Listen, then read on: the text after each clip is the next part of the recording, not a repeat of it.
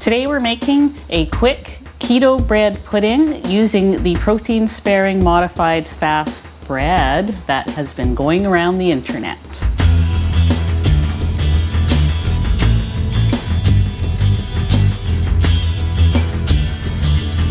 Hi, I'm Anita from KetogenicWoman.com, where I share keto and carnivore recipe ideas. If you're new here, please hit subscribe and check out some of my other videos. Okay, so I'm going to make a bread pudding. This came about because of kind of a happy accident recipe, I guess.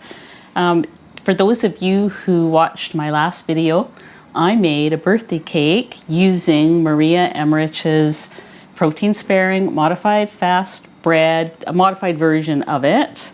And the cake actually turned out really good.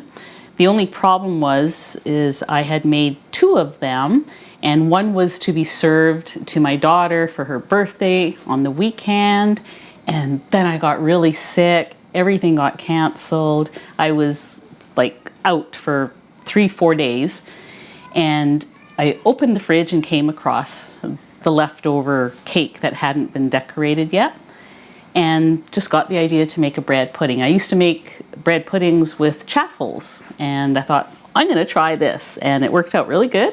So I have made another cake.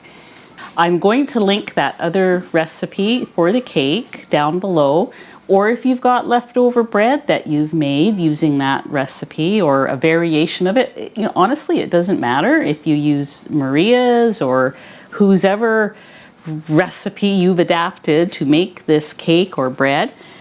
Go ahead and use it because it's going to turn out the same anyways.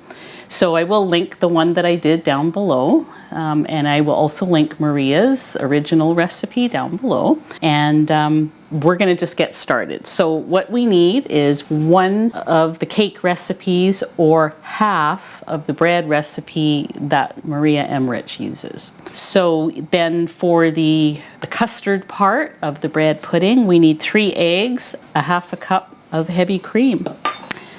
And that's it. And it's actually turned out really good. We'll talk about topping options once the bread pudding comes out. So first of all, I've got my oven heated to 350. So an 8-inch pie plate. This is actually 9 inches. That's all I had. It'll still work, but I think an 8-inch would probably be better. I'm greasing it with butter and a piece of wax paper. My mom used to save the butter foil to do this. Some of you might use a spray of some kind, whatever your preference is.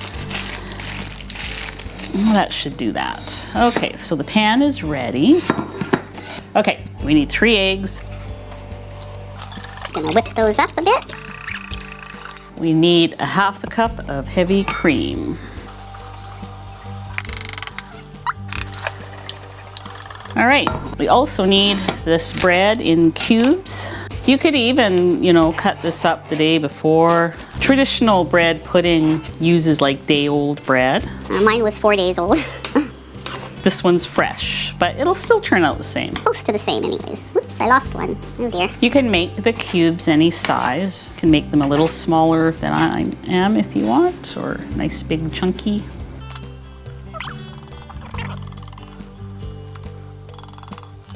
Okay, so then we're going to pour this in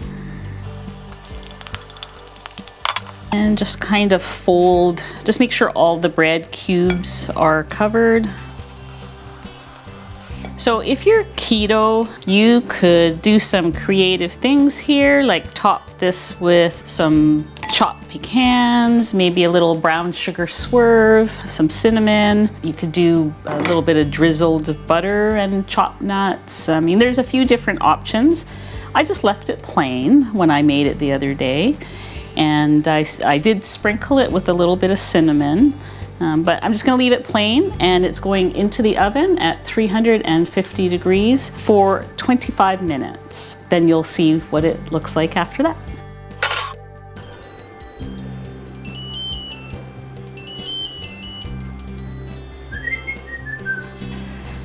Okay, so there's our very nice looking pudding. It will kind of sink down in as it cools, and I would suggest putting it in the fridge and just kind of letting it settle. I've got the one here that I made a couple of days ago, and you can see it's firm. It's kind of like those German cheesecakes almost, if you've ever had one of those. My mom used to make this sort of thing all the time. Okay, so as far as taste, it really depends on what you're going to put on top of this. You could make some savory options, like I could have mixed in some cheese and sausage, and I actually have plans to do that in a few days. I'm gonna make kind of a cheesy sausage bread pudding, which I think will be excellent.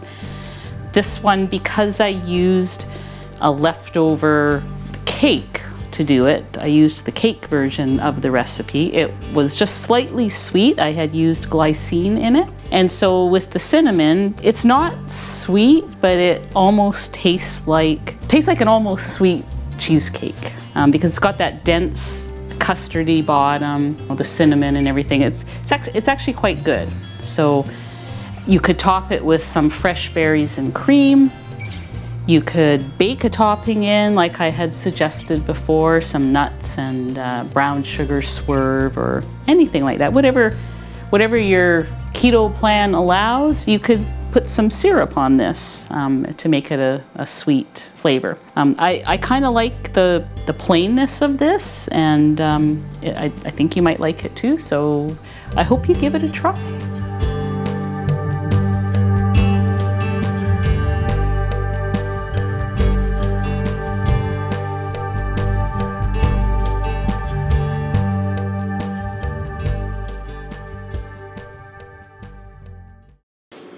Oh, what am I doing? Can we start that part again? Yeah. I totally blew that. Or too late now. Okay.